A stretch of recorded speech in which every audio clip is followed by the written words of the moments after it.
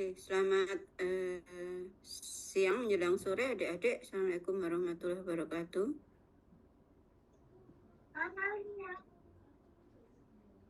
Apakah suara saya bisa terdengar? Bisa, Ibu. Bisa terdengar. Oke, terima kasih. Sebelum kita lanjutkan kuliahnya, kita berdoa dulu. Silahkan berdoa menurut agama dan kepercayaan masing-masing.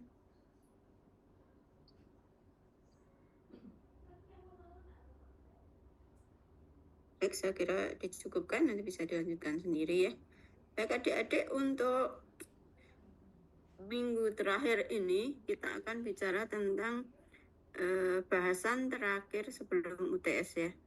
Itu adalah tentang eksistensi ketunggalan solusi. Jadi materinya sudah saya share ke Mbak Nafisa ya. Nah, oke, ini masih ya udah 72 ya. Tapi yang di partisipan hanya 69, nggak tahu kemana yang 3. Oke, saya stop share, saya akan ganti dengan materinya ya, adik-adik.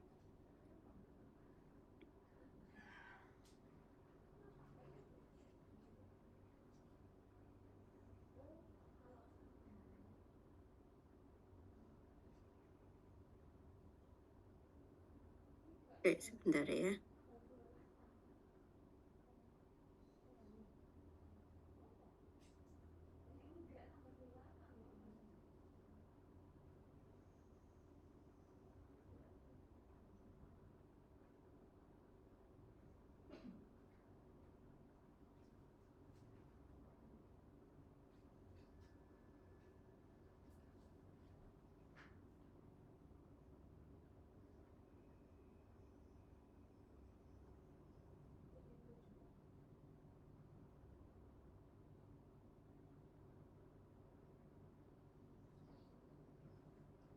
Oke, saya akan jelaskan dulu mengapa kita membicarakan eksistensi solusi ya, dan nanti mengapa solusinya harus tunggal. Nah, ini kalau tentang ketunggalan ini, kalau misalnya U kemarin itu menyatakan UXT itu menyatakan misalnya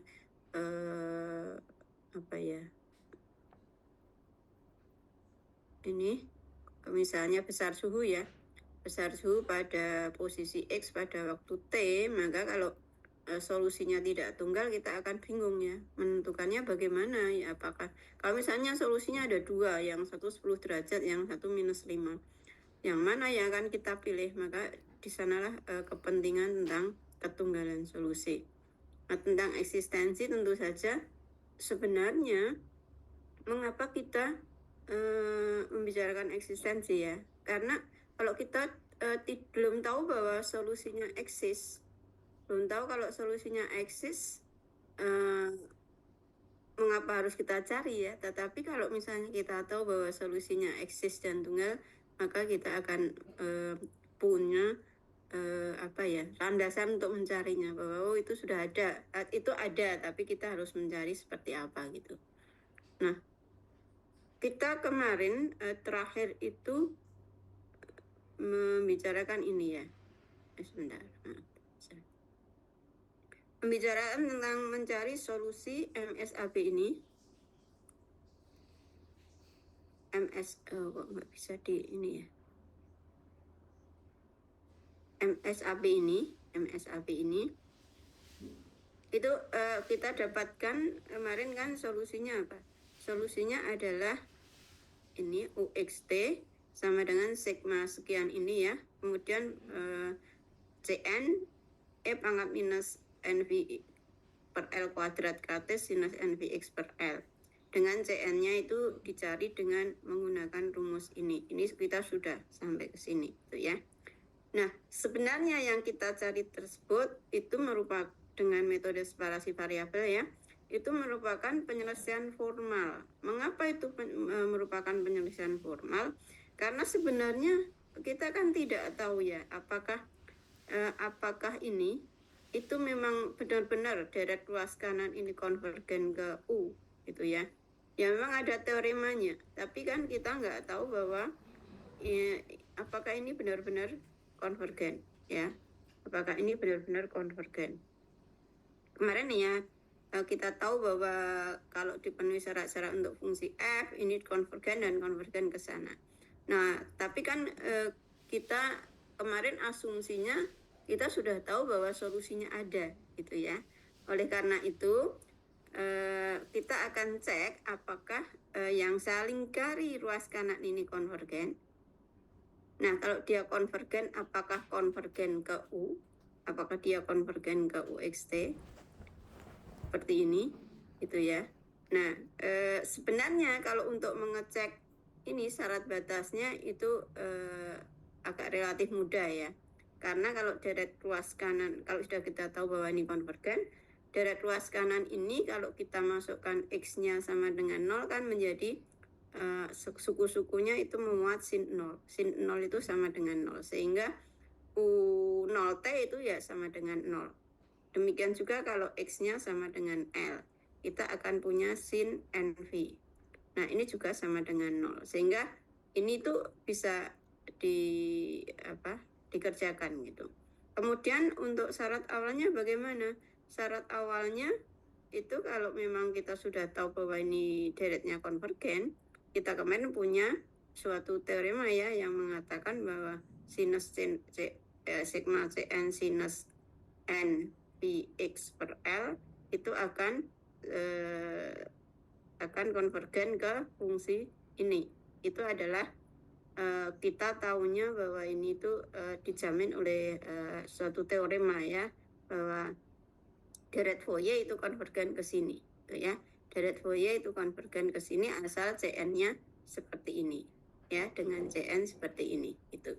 Nah, tetapi yang jadi masalah ini juga oke, gitu ya. Yang jadi masalah adalah yang paling atas ini. Yang paling atas ini. Nah, kalau kita tahu bahwa sudah tahu misalnya deretnya konvergen dan konvergen ke U, nah kemudian kita ingin mencari UT gitu ya. UT itu kan sebenarnya adalah do T dari UXT. Do T dari UXT. Nah, ini kan sebenarnya deret ruas kanan ini itu konvergen dulu ke U, gitu ya. Kemudian baru kita turunkan. Nah, apakah ini nanti sama saja kalau ini sama dengan ini? Kita menurunkan U langsung terhadap T. Atau ini U-nya itu apakah ini kan sama dengan do T dari sigma Cn, misalkan ini saya sebut dengan ini saja dulu. Yang sekarang ini yang ini saya namakan misalnya UNXT. Nah, ini kan sama dengan sigma UNXT. Nah, N-nya mulai 1 sampai tanya. Nah, apakah ini sama dengan kalau kita turunkan dulu suku-sukunya, baru hasilnya kita jumlahkan. Nah, kalau seperti ini berarti kita itu akan mencari konvergensi dari deret dari turunan masing-masing sukunya. Ya, jadi akhirnya kita itu akan memperhatikan beberapa hal yang untuk membuktikan eksistensi solusi nantinya ya. Kalau tadi UN-nya adalah yang saya lingkarin kuning ini, yaitu UNXT itu sama dengan Cn E pangkat minus NV kuadrat kali sinus NVX per L. Nah, pertanyaannya apakah deret ruas kanan ini konvergen, gitu ya. Kalau konvergen, kalau tidak, apakah ada? Belum pasti ya. Kalau misalnya ini belum pasti. Apakah ada syarat-syaratnya agar deret tersebut konvergen? Itu. Oh ya, saya agak lupa. Ini disebut penyelesaian formal. Kenapa? Karena kita berasumsi bahwa deretnya ini masing-masing konvergen, kemudian bisa kita turunkan terhadap T, kemudian bisa kita turunkan terhadap X 2 kali, setelah dikalikan K, maka ini sama. Gitu ya, ini makanya disebut dengan penyelesaian formal, tanpa memperhatikan secara rigid apakah secara analitis itu deret-deretnya memenuhi ini nanti yang akan kita kerjakan. Nah, kalau misalnya ada syarat-syarat tertentu agar deret ruas kanan 497 itu konvergen, apakah dia konvergen ke U? Nah, kalau konvergen ke U, apakah kemudian deret turunan suku-suku ke N, ya, berarti ini UN T itu juga konvergen. Kalau konvergen, apakah konvergen ke UT? Jadi ini sama saja kita pertanyaannya ini itu sama saja adalah menanyakan tentang ini. Sigma dot T UN XT N mulai 1 sampai K hingga apakah sama dengan do T dari sigma UN XT. Nah, ini apakah sama gitu ya? Jadi ini menukarkan urutan, ini menurunkan dulu baru menjumlahkan, apakah sama dengan menjumlahkan dulu baru menurunkan? Ini tidak otomatis ya adik-adik ya. Tidak otomatis bisa seperti ini, kecuali nanti kita temukan syarat-syarat tertentu. Nah, nanti kalau sudah, itu analog dengan langkah ketiga dan keempat, itu kita menurunkan terhadap X, kemudian menurunkan terhadap X 2 kali, baru kemudian turunan tingkat 2 dari U terhadap X tadi, kita kalikan K, apakah hasilnya sama dengan turunan dari U terhadap T tadi ya. Kemudian ini apakah memenuhi syarat batas tadi sudah saya singgung ya. Nah, nanti adik-adik untuk membuktikan ke sana itu kita perlu beberapa teorema ya, tapi ini nanti kita bahas pada saat kita bicara konvergen tentang eksistensi solusi gitu ya. Untuk hari ini saya mungkin tidak akan bisa sampai ke sini gitu ya. Nanti saya akan bicara tentang ketunggalan solusi saja mengingat waktunya. Jadi ini nanti kita bahas di pembahasan yang akan datang, tapi mungkin akan saya bahas sekilas nanti langkah-langkah tadi gitu ya. Kemudian nanti ini yang dulu ditanyakan ya, saya carikan saja ini konvergen seragam dari ini Universitas Sydney gitu ya. Tapi sebenarnya yang lalu itu sudah saya jelaskan bahwa kalau konvergen uniform itu N-nya itu hanya tergantung pada epsilon saja. Kemudian saya jawab pada saat itu. Kemudian kalau pointwise itu N-nya tergantung pada dalam hal ini S ya, bukan X ya. Ini tergantung pada S dan epsilon. Ini sudah ada penjelasan di sini. Ini kalau kita biasanya X gitu ya. Jadi kalau ini bedanya ya, kalau konvergen seragam itu N-nya hanya tergantung pada epsilon, sedangkan kalau dan ini harus berlaku untuk semua S gitu ya. Sedangkan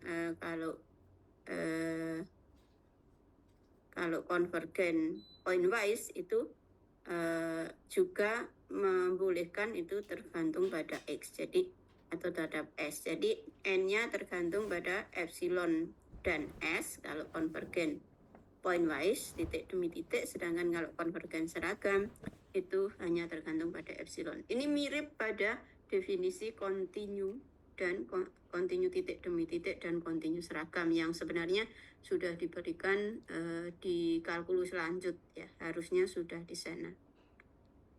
Hanya bedanya kan ini konvergensi barisan, sementara kontinu itu ke fungsi gitu ya. Nah, seperti itu. Nah, nanti kalau kita bicara deret berarti fungsinya, barisan fungsinya menjadi barisan jumlah parsial ya.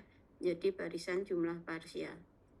Jadi nanti barisannya menjadi barisan jumlah parsial SN. Ini kalau deret nanti, deret konvergen ya. Ini menjadi barisan jumlah parsial.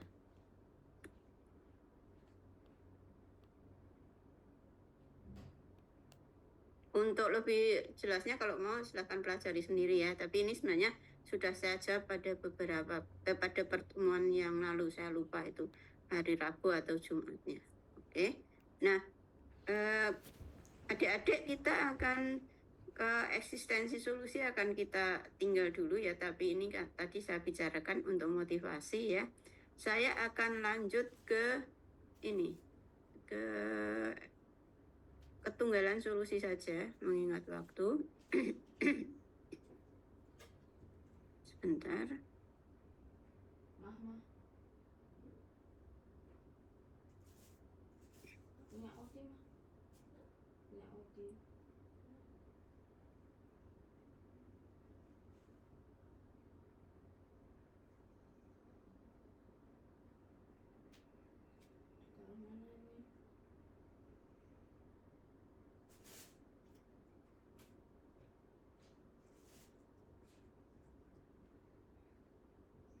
Sudah berganti ya layarnya ya?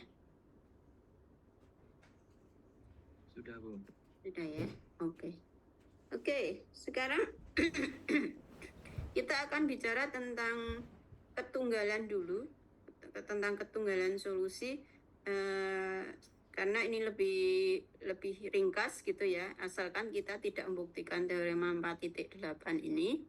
Nah, sekali lagi mengapa kita bicarakan ketunggalan solusi, karena kita itu ingin punya hasilnya tunggal ya, karena ini menyatakan kuantitas fisik. Nah, sebelum ke sana nanti kita akan memanfaatkan ini prinsip maksimum minimum ya, prinsip maksimum minimum. Untuk clearnya nanti salah satunya bisa dilihat di buku ini gitu. Nah, kalau kita punya suatu domain D gitu ya, ya katakan domain D-nya itu misalnya kita gambar dulu ya, misalnya domain D-nya seperti ini. Nah, ini adalah D-nya, ini D-nya, domain D-nya. Kemudian harusnya dimensi 3, saya ilustrasikan dimensi 2 ya.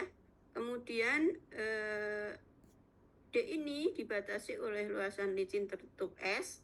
Berarti S-nya itu adalah, kalau di sini berarti ini S-nya, yang di luar ini S-nya.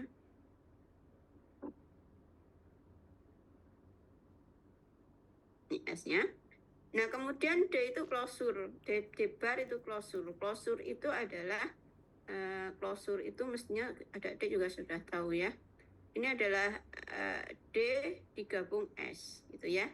Jadi S ini adalah himpunan semua titik-titik batas ya. Jadi S ini adalah himpunan semua titik, mana nih?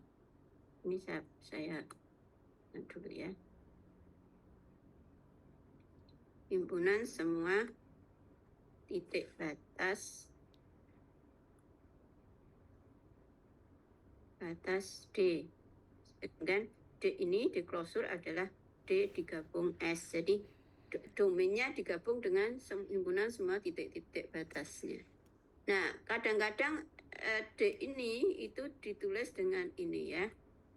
Di simbol-simbol lain adalah delta D seperti ini, itu maksudnya himpunan semua titik-titik batas ya. Nah, kalau seperti itu ini bisa saya tuliskan sebagai ini S atau sama dengan D digabung dengan klosur D. Nah, adik-adik sekarang kita akan bicara tentang suatu fungsi U. Fungsi U itu adalah fungsi yang merupakan domainnya adalah Cartesian produk antara D bar dengan interval tertutup 0T, ini interval terhadap T ya, T besar. Jadi kalau dituliskan sebenarnya DU ini membawa XYZT ke UXYZT anggota R ya. Ini anggota R.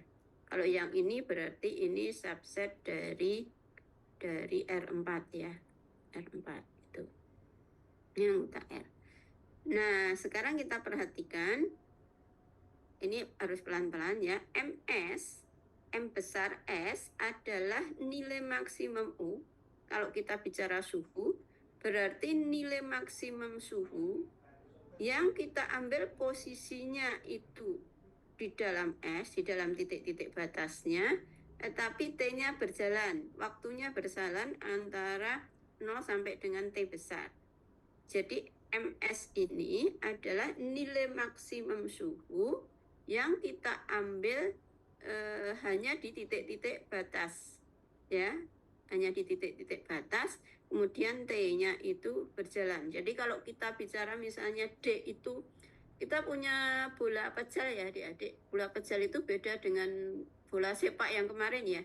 Kalau bola sepak yang kemarin yang mungkin adik-adik pada semalam pada lek-lekan gitu ya. Itu kan di dalamnya berongga ya, bukan seperti itu. Tapi kita bicara peluru. Peluru itu kan dalamnya tidak berongga ya, pejal ya. Nah, D-nya itu adalah daerah di dalam bola itu. Kemudian S-nya itu kulit bolanya. Kulit bolanya. Nah, kalau seperti ini berarti kita bicara maksimum suhu di kulit bola untuk sembarang waktu berjalan antara 0 sampai dengan T besar. Itu adalah M besar S. Kemudian M besar 0 itu sama nilai maksimum suhu, tetapi posisinya itu kita ambil yang di dalam bola. Di dalam bola ya, posisinya diambil di dalam bola, tapi pada awal waktu saja. T-nya sama dengan 0. Ini makanya disimbolkan M0 ini ya. Jadi sekali lagi M besar S itu adalah kita cari suhu maksimum di kulit bola yang waktunya berjalan dari awal sampai dengan T tertentu ya. Kemudian M0 itu adalah suhu maksimum yang kita cari di dalam bola, di daerah di dalam bola, tapi hanya di awal waktu saja. Kalau misalnya kita bicara jam 3 seperti sekarang, kita mulainya berarti kita cari suhu di dalam maksimum suhu di dalam bola pada saat jam 3 seperti sekarang. Saya keliru jam 5 terus ya.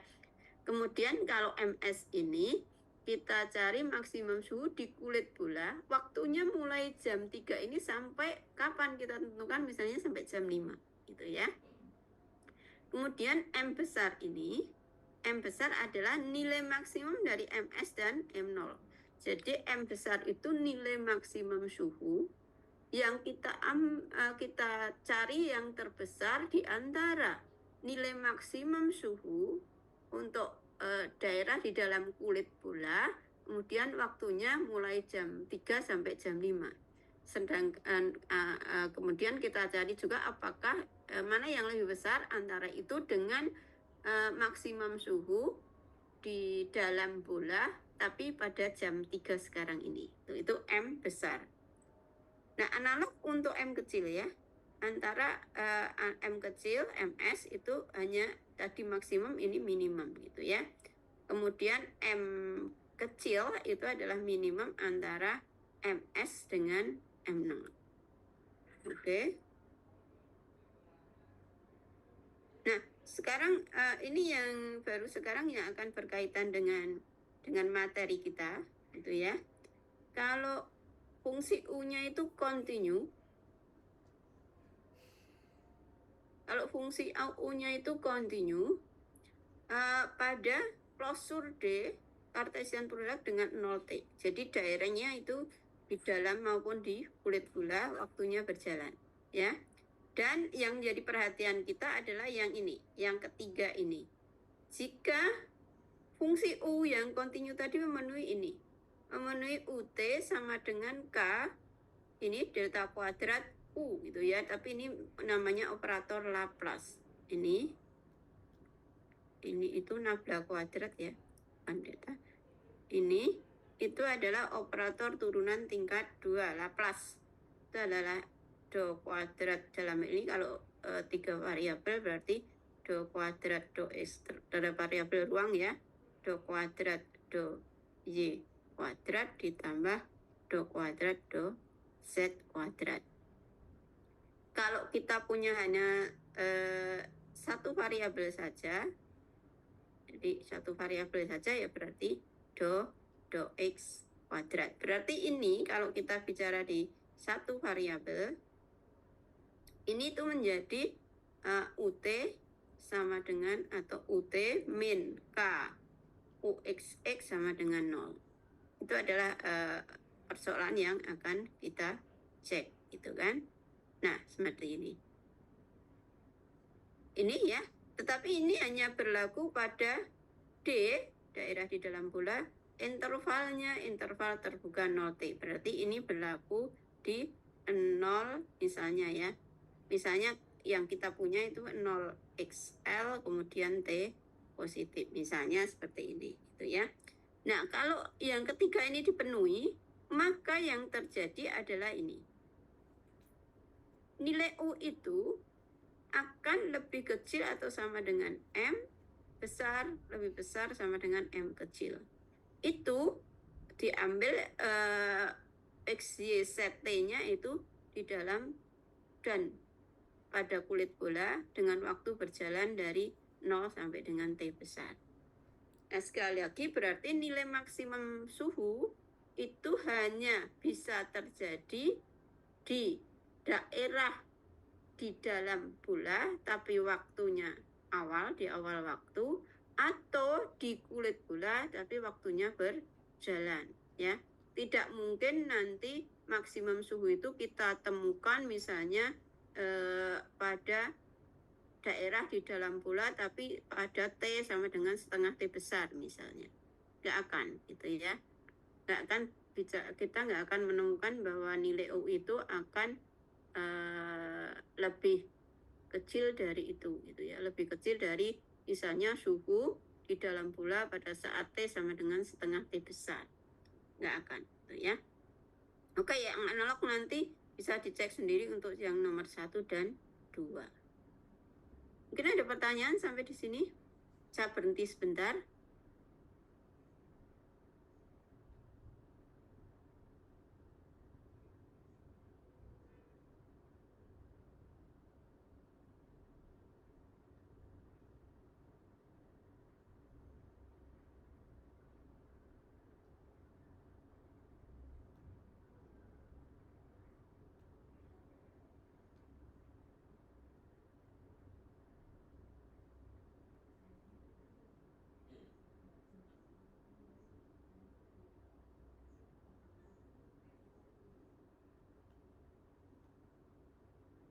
Adakah pertanyaan adik-adik? Ada kemana nih? Ada pertanyaan? Tidak, Bu. Tidak ya? Oke, sekarang kalau tidak ada, saya akan lanjut ya. Saya akan lanjutkan. Nah, sekarang kita ambil untuk masalah kita yang seperti ini. Yang seperti ini ya. Yang seperti ini. Nah, kita ambil seperti ini, tapi adik-adik ini perhatikan, berarti D kita adalah interval ini ya, interval 0L ya. Jadi domain kita itu adalah interval 0L. Jadi hanya interval saja. Nah, kalau dengan demikian S kita itu berarti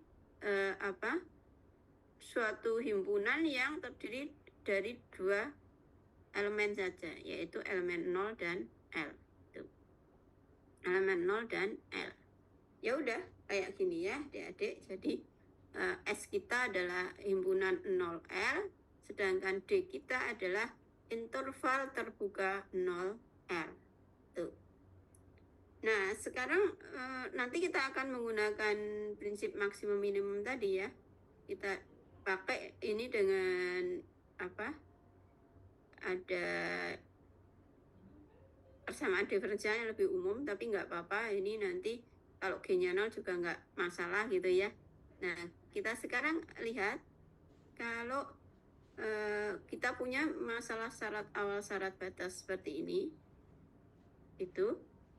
Nah, sekarang kalau misalkan ini kita asumsikan, ini diasumsikan dulu ya. Jadi diasumsikan solusinya itu ada atau sudah eksis. Diasumsikan dulu ya, solusinya ada. dulu. Karena kita akan eksistensinya nanti, kita bicara nanti. Jadi diasumsikan solusinya ada. Nah, misalkan kita punya dua solusi atau dua penyelesaian, yaitu U1 dan U2. Ya, maka kita punya ini, kita akan buktikan bahwa V yang selisih antara U1 U2 itu nanti sama dengan 0. Bahwa V-nya nanti akan sama dengan 0. Kalau V-nya sama dengan 0, maka kita akan dapat menyimpulkan bahwa U1 sama dengan U2. Jadi kalau kita punya dua solusi, nanti kita buktikan bahwa memang solusinya itu sama, gitu ya, U1 sama dengan U2. Oke. Sekarang kita dapatkan dulu bahwa kalau V-nya itu U1 dikurangi U2, kalau V-nya itu U1 dikurangi U2, maka kita akan dapatkan ini, kita dapatkan ya, bahwa VT itu kan sama dengan U1T dikurangi U2T. Oke. U1T dikurangi U2T. Nah, nanti ini akan kita dapatkan berarti U1T karena dia solusi, U1T karena dia solusi berarti memenuhi ini ya, memenuhi persamaan ini, yaitu sama dengan K U1 XX itu ditambah G XT. Itu untuk U1T ya. Kemudian dikurangi U2T-nya sama. U2T-nya berarti K U2 XX ditambah dengan G XT. Ini bukan T ya, ini plus ya. Ini plus. Ini plus G XT. Nah, kalau kita lihat dari sini, itu akan sama dengan K kali U1 XX dikurangi dengan U2 XX. Nah, berarti ini akan sama dengan, ini kan menjadi VXX ya. Berarti ini sama dengan K VXX. Berarti kita punya ini. Ya, kita punya ini. Nah, oke. Nah, ini mengapa bisa? Karena U1 udah solusi, ya. Kemudian kita akan lihat apakah V0T-nya sama dengan 0. Kita lihat V0T itu kan berarti sama dengan U10T dikurangi U20T. U10T itu berarti sama dengan G1T. Berarti ini sama dengan G1T. Analog U2T-nya juga sama dengan G1T. Berarti ini sama dengan 0. Oke, berarti kita sudah dapat yang ini. Yang ini. Nah, ini sama ya, adik-adik, ini analog saja. Nah, tinggal sekarang yang terakhir. Yang terakhir VX0. VX0. Di mana nulisnya? Sini ya. VX0 itu sama dengan V. V. U1X0 U1X0 dikurangi U2X0. Jadi sama dengan Fx dikurangi Fx. Berarti sama dengan 0. Udah, kita dapat yang ini. Udah ya, berarti ini sudah. Sekarang kita akan menggunakan prinsip maksimum minimum 4.8. Karena kita akhirnya kan ini memenuhi yang ketiga ini ya, bahwa UT sama dengan K UXX. Ya, ini tadi. UT sama dengan K UXX. Oke. Nah, kita tadi tahu bahwa D-nya itu interval terbuka 0L, S-nya itu 0 dan L. S-nya 0L. Sekarang yang menjadi pertanyaan adalah M0-nya itu apa? Atau M besar S dulu, biar urut.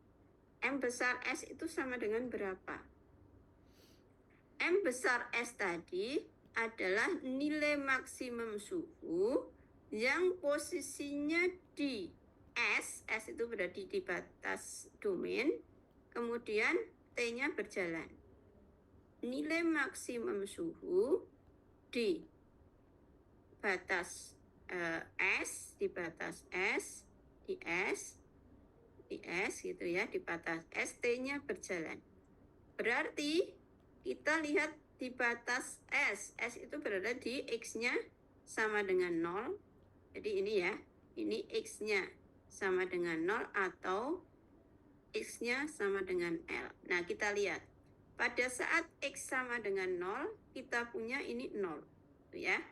Pada saat X-nya sama dengan 0, kita punya nilai V-nya itu 0. Ya. Kemudian pada saat X-nya sama dengan L, T-nya berjalan, itu juga 0. Berarti MS-nya sama dengan 0. Ya. Nah, bagaimana dengan M0? M0 itu kita pakai apa ya? Biru. M0, jangan biru ya. Kita pakai apa ya? Hitam aja. M0 sama dengan apa? M0 tadi adalah nilai maksimum suhu yang posisinya berada di dalam bola, tetapi pada awal suhu. Berarti kita bicara syarat awal ya. Di dalam D-nya adalah ini adalah D-nya, ini D-nya. Kemudian pada saat awal, ini T-nya sama dengan 0. Ya, kok di sini, di bawah, maaf. Kita udah di bawah problemnya ya. Jadi kita punya D-nya ini. D-nya ini, kita punya D-nya ini. Ini D kita. Nah, kemudian T-nya 0. Nah, ternyata kita cari maksimum suhu pada domain D pada saat awal. Itu juga 0 nilainya. Ya, juga 0. Berarti ini juga 0. Nah, analog untuk minimum ya. Berarti di sini M besarnya itu 0. M besarnya 0. Pakai apa ini sekarang? Biru aja. M besarnya itu 0. Nah, analog karena nilai nilai di dalam batas maupun di syarat awal itu 0 semua, maka minimumnya ya 0 sama ya. Kita lihat sekarang M kecil S juga sama dengan 0. Kemudian M kecil 0 juga sama dengan 0. Sehingga M kecilnya juga sama dengan 0. Oke, berarti kita punya nilai V itu, Vxt, itu lebih kecil atau sama dengan 0. Saya pakai spidol apa lagi nih? Oke. Apa ya? Coklat, kedengeran nggak? Kita pakai 0. Lagi nih, V-nya kurang atau sama dengan 0. Lebih besar sama dengan 0. Ini kan M besar tadi, ini M kecil, gitu ya. Sehingga kita punya V itu lebih kecil atau sama dengan 0, lebih besar atau sama dengan 0. Suatu bilangan real yang lebih kecil atau sama dengan 0 dan lebih besar sama dengan 0 tentu saja 0 sendiri, gitu ya. Berarti V-nya sama dengan 0. Sehingga kita punya Vxt-nya yang tidak lain sama dengan U1xt dikurangi U2xt itu sama dengan 0. Dengan demikian kita bisa menyimpulkan bahwa U itu sebenarnya sama dengan U1 itu sama dengan U2. Jadi kalaupun kita punya dua penyelesaian, pasti penyelesaiannya sama, sehingga penyelesaian MSAB 495 ini 495 itu tunggal. Kalau kita sudah tahu bahwa solusinya eksis. Begitu adik-adik untuk eksistensi solusi. Untuk ketunggalan solusi. Untuk ketunggalan solusi ya. Untuk uniqueness-nya. Nah, adik-adik nanti untuk ke depan kita masih harus bahas banyak ya. Mungkin saya akan agak cepat. Nah, saya berharap ini yang konvergen seragam, kemudian ada beberapa konvergen seragam ini adik-adik sudah dipahami tadi ya, sudah saya bagikan. Intinya itu sekali lagi itu mirip dengan konsep tentang kontinu titik demi titik dan kontinu seragam yang sebenarnya sudah dibahas di kalkulus lanjut. Hanya kalau kontinu itu kan fungsi ya, kalau ini barisan fungsi. Barisan fungsi di sana juga barisan fungsi ya. Cuman ini ya, kontinu itu dengan kontinu seragam itu mirip dengan konvergen dan konvergen seragam. Hanya di kontinu seragam itu kan deltanya kalau kontinu seragam hanya tergantung pada epsilon, sedangkan kalau pointwise titik demi titik deltanya bisa tergantung pada epsilon dan x. Nah, kalau di kasus barisan kan ini deltanya menjadi n gitu ya, bilangan bulat n, yang satu tergantung pada x dan epsilon, yang seragam itu hanya tergantung pada epsilon saja, tidak tergantung pada x. Ini nanti minggu depan saya akan minggu depan hari Jumat akan agak sedikit cepat gitu ya mengingat waktu. Nah, tetapi adik-adik tolong dipelajari ya, apa kaitannya antara deret konvergen dengan deret terbatas gitu ya, atau barisan konvergen dengan barisan terbatas ya. Barisan konvergen dengan barisan terbatas, kemudian ini ya, satunya lagi kalau terbatas apa maksudnya, kemudian kalau barisan konvergen apa yang terjadi dengan suku KN-nya gitu ya. Jadi apa yang terjadi kalau kita punya sigma UN itu konvergen, maka apa yang terjadi dengan limit UN-nya gitu ya.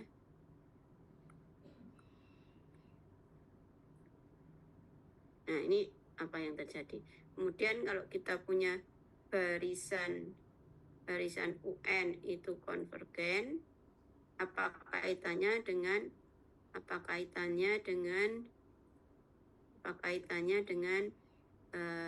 barisan terbatas. Ya, itu untuk hari Jumat ya. Ada pertanyaan nggak adik-adik?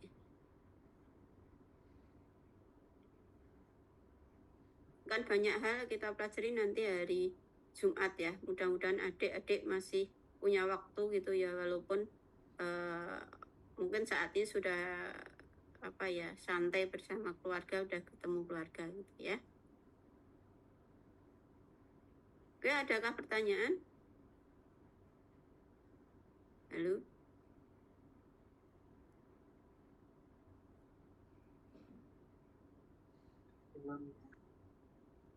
Ya?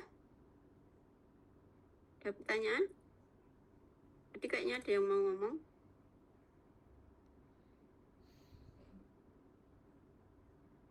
Nggak ada? Iya, ada chat. Oke, silakan mencoba presensi, ini akan saya tayangkan, tapi kalau nanti bermasalah ya